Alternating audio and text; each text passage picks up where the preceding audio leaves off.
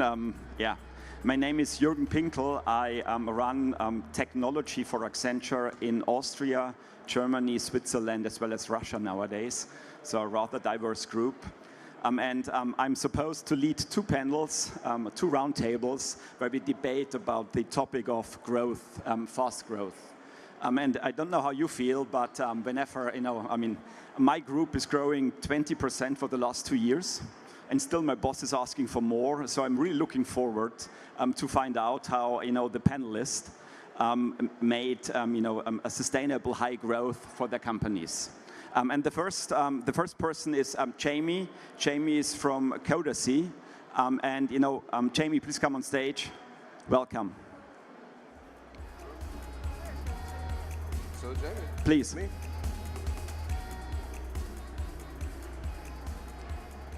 Hello, everyone. I'm Jamie George, CEO and co-founder of Codacy. And my first question to you today is, what is the biggest problem that development companies have while operating? And the answer is, depends on who you ask. So if you ask a developer will say technical debt and code quality, because that actually affects the ability for them to actually ship code. Whereas if you ask a developer manager, a VP or a CTO, it's delivery speed, the ability to actually put software out the door fast. This difference in problems creates some tension inside the organization. And that's what we, as Codacy, if I can pass forward, just very quickly before this slide. Anyway, we, as Codacy, what we do essentially is bring these two problems together and help you solve this by providing productivity, as we call it, through quality, right? And so we as a company, mapping to these specific problems, allow for developers to have a continuous look into technical debt and manage this quality problem as they ship code. But also they have a safety net of a pair of eyes looking always at their work and allowing them to ship consistently and well, while developer managers are able to ship 6% faster on each sprint. And so we're actually solving this very important tension inside each development company. And so our mission is to help developers at scale be more productive through quality. We have more than 600 customers around the whole world. More than 60,000 developers use us every day. We analyze more than 1 billion lines of code per day. We're the top grossing company in the GitHub marketplace, and there's companies there that actually raise much more than us. And we're super happy to talk a little bit about growth, about how do you operate in the developer tool space, and excited for the panel. Thanks, Jamie. Thank you. Please take a seat. Our second guest is Alexander. Alexander is from NFWare. Alexander? Thank you.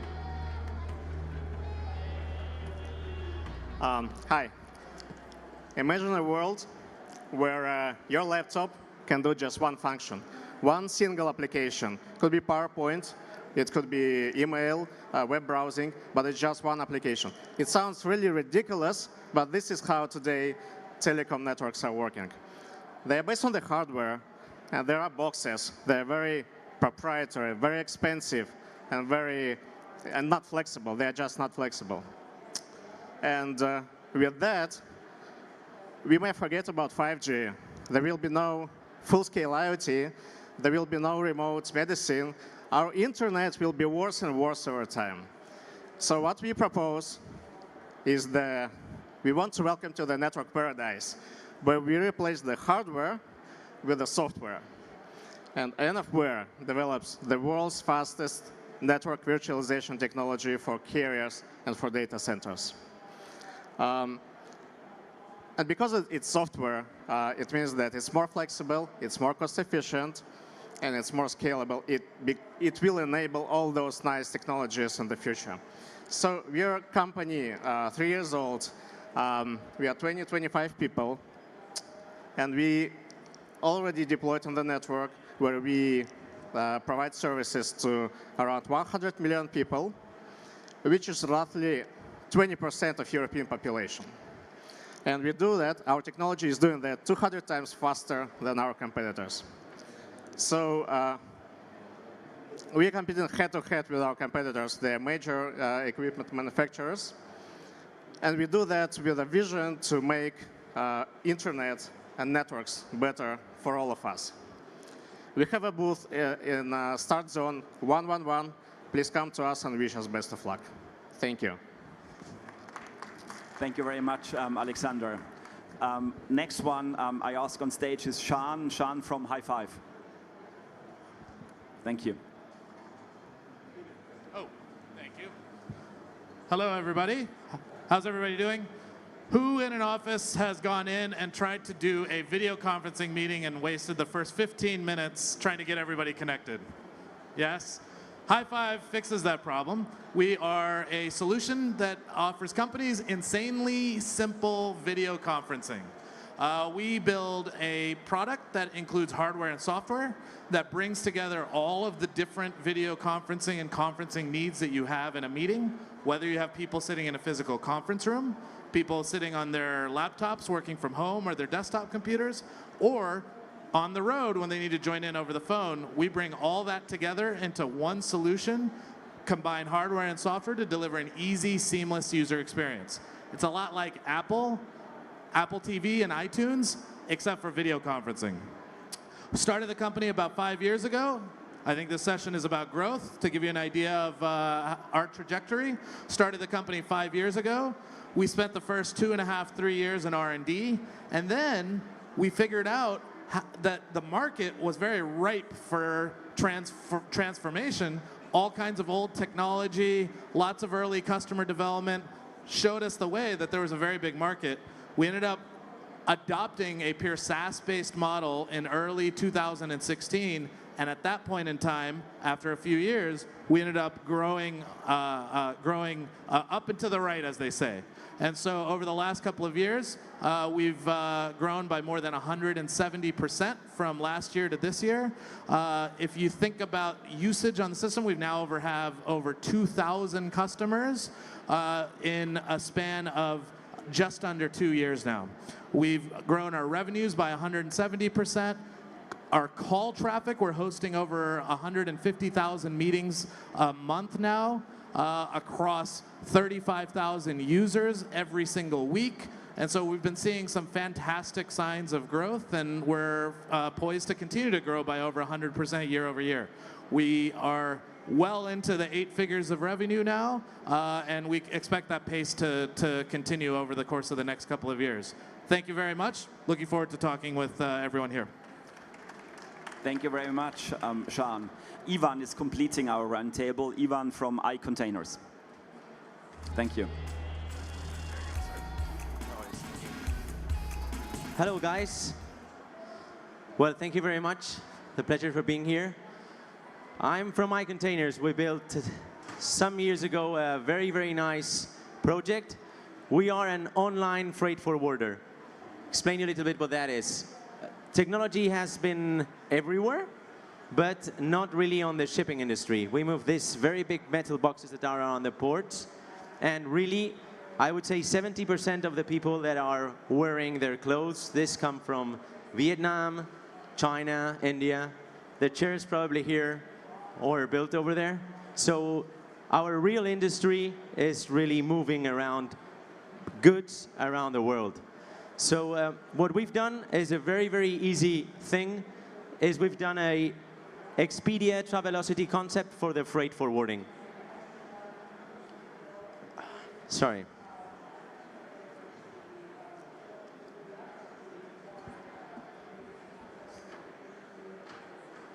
No, it does not like mine. Can you flip forward the slide? Oh, now, yes. Good, so we've done a very easy platform so that anyone can search, compare, and book online with a very easy tool to get all your feedback and every single step of where your container is, and easily manage every single shipment. I would say, how many people around here have moved a container? Okay, not the very vast majority. I would say it's a very big headache, and we're trying to get rid of the 20 to 30 emails that you need to do and keep fighting against the freight forwarders. It's trying to be extremely proactive here. We are on a very nice automation project trying to get So all of you know, in the travel agency business, there's a big Amadeus behind, or Sabre, a big GDS behind. We're building this to avoid and have human intervention behind.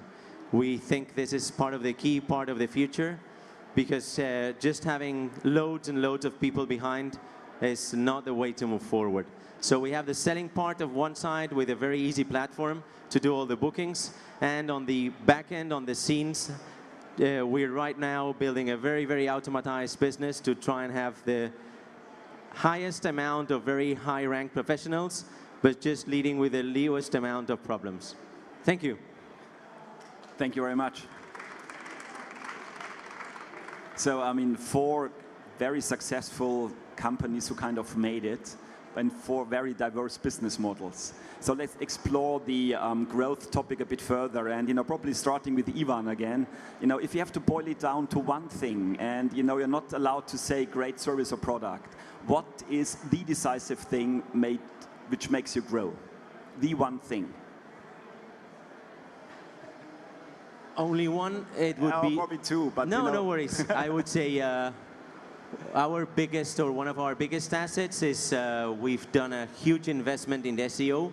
We've done a lot of content on the web, and this is bringing a very, very powerful amount of leads to our business. Okay, so kind of marketing. Absolutely, yeah. Okay. Because on our business, it's a dark side of the world, and we're bringing a little bit of light. So that was, I would say, a nice approach. Okay. Shan, what would you say? If it came down to one thing, the one thing, I think I'd probably answer the question and say it was our product positioning. And the approach that we took was to bring together hardware and software in a category that has largely been very fragmented. You had your hardware providers and you had your software providers, and that led to a lot of end user and end administrator complexity. And so by bringing all that together into a single business model with no upfront hardware costs and an unlimited usage, it was a pure subscription-based model that that's ended up resonating very well and has translated to fast sales cycles, easy to understand value proposition, and has made everything else around the business very simple. Unique, easy to kind of grasp business model. That's exactly right. Alexander, same question to you. I would say this is a rocket science IP in which we have invested tens of many years. Mm-hmm. That's hard to replicate. It's a high barrier to enter this market. Okay, building a high barrier for market entry and using this as a growth. Right, yeah. Okay, and then Jamie. So we live in a world where developers don't like to be sold things. So I would say the #1 thing that we did as a company that potentiated the growth that we now see today was talking to our customers, which seems cheap and seems very easy and everyone talks about it, but actually this allowed us to improve product fast, incrementally, and in a reaction to customer feedback. And so this would be advice that I would give myself. Talk to customers more, understand what really the pain point that you're actually solving for them. And everything else kind of stems from that, because our market, only the best product will win. And having customers embedded in that process is some of the most important components in order for us to win that market. Okay, cool.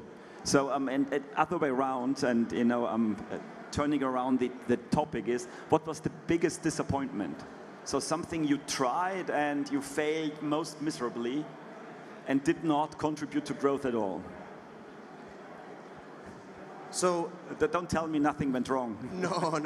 Well, so following the same logic that I was saying, we learned to talk with our customers because most of the ideas that we had originally for the product, many times even pushed by me as CEO and co-founder of the company, were wrong. Were not actually good. It was not what people wanted. And everyone has a plan until they actually talk to customers and see what they want. And so we took a long time, longer than actually we should have, to talk to customers and understand what they really wanted from the product. And so if I was to look back, I mean, at the end of the day, the error makes the company. But And yet, if we were to take a lesson, is talk to customers as early as possible, because that's going to be a beautiful advantage going forward. Okay. Yes, Alexander. Yeah, so in telecom industry, the sales cycle is extremely long. And it's not a surprise to spend 12 months, 18 months to make one sale. It's also very political, and the good thing is that one day you can get $5–10 million in revenue in cash. The bad thing is that you structure the sale, and then if there is one change in the top management of operator or, I don't know, big company, big enterprise, you have to start over. For a startup, that's one bad move and you're dead. Yeah, I can imagine if you focus too much on one client, it creates trouble. Shan, in your case, biggest disappointment. So the question is biggest disappointment. I would say, I think the biggest disappointment that we had in bringing our product out to market was it took us a long time to align our business model to the value prop that we were offering to the market. It was conferencing technology is a well understood market, except it's broken in its structure. And so customers were used to buying hardware and they're used to buying software separately from separate vendors. And they're all purchased with different models. Well, we entered the market trying to align to the way that they bought. And so we entered the market by selling our hardware the way you buy hardware and selling our software the way you buy software. But our hardware didn't have as much functionality as any of the incumbents' hardware, and our software didn't have as much functionality as any of the incumbent software. The value prop that we were offering was the integration of those two things. And so we spent an entire year iterating on our business model. And the business model, essentially the way we charge customers, caused customers to try to buy the way they were used to, when what we really needed to do was combine all that into a single unified model. And so we spent an entire year trying to grow with a model that didn't reinforce the value prop that we were offering.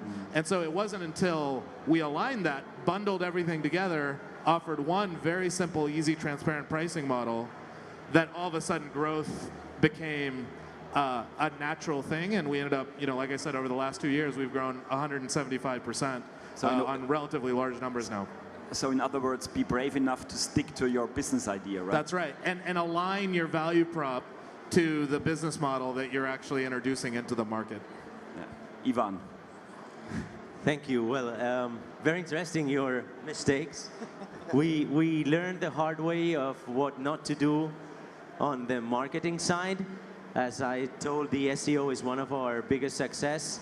The SEM was the wrong way. We thought, and we made big mistakes, that, wow, if we put some money on Google, we're going to get more visits, more leads, more customers, more business, more revenues, more everything. Wrong. Wrong, wrong, wrong, wrong, wrong. Wrong, okay? So in the end, we learned the hard way. We learned that Google is like a dinosaur.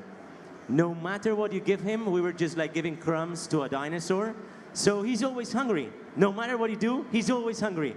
And that was a tough journey. And we burned a little bit of cash there, but we relearned what not to do, which is what really makes us alive. I would say it's part of the business.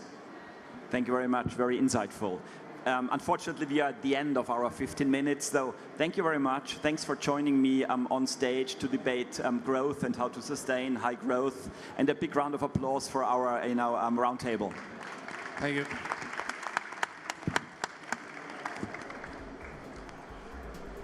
Thank you very much.